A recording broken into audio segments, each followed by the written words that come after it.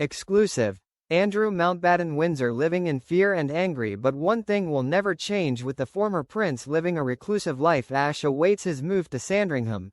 A royal expert believes that despite his lonely predicament, the disgraced royal is unlikely to see the error of his ways. Andrew Mountbatten Windsor was spotted earlier this week for the first time since he was stripped of his royal titles and booted from the royal lodge.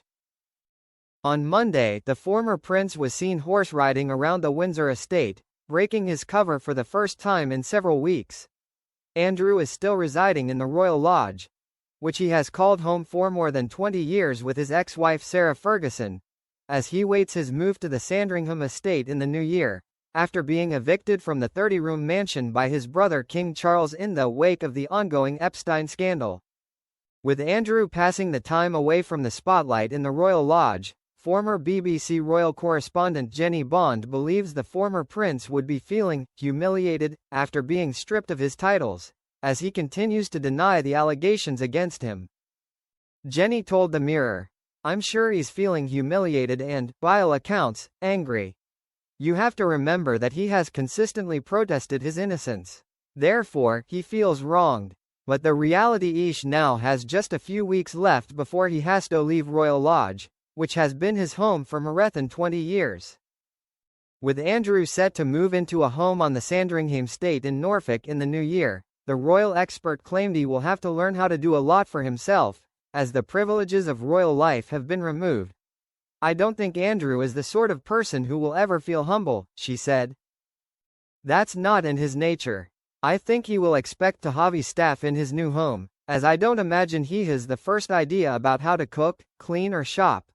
While the former prince's reputation has been shattered in the wake of his connection with billionaire pedophile Jeffrey Epstein, Jenny said there is one thing Andrew could do to show remorse for his actions.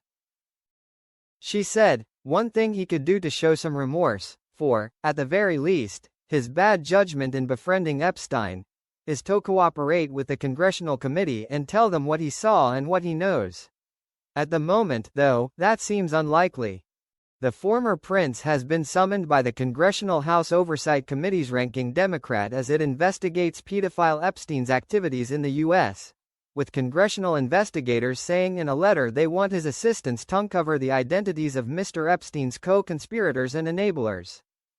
Suhas Subramaniam, one of the Democrat members of the committee, told The Guardian that the former Duke has been hiding from us, and I think he will continue to try to hide from people doing meaningful investigations of this matter.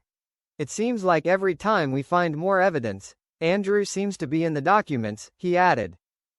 And so I think if he is hoping that the story will just go away by ignoring us and being silent, he will be sorely disappointed, as we continue to pursue this over the next year and beyond.